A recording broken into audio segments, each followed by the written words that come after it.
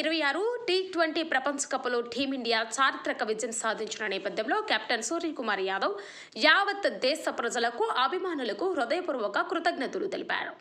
ఈ టైటిల్ను టోర్నమెంట్ ఆతిథ్యం జట్టుకు అండగా నిలిచిన కోట్లాది మంది మద్దతుదారులకు అంకితమిస్తున్నట్లు భావోద్వేగంతో ప్రకటించాడు. ఈ మేరకు బీసీసీఐ తాజాగా విడుదల చేసిన ఒక వీడియోలో ఆయన మాట్లాడుతాడు. అభిమానుల ప్రార్థనలు, ప్రోత్సాహం లేకపోతే ఈ విజయం సాధ్యమయ్యేది కాదని సూర్యకుమార్ అన్నాడు.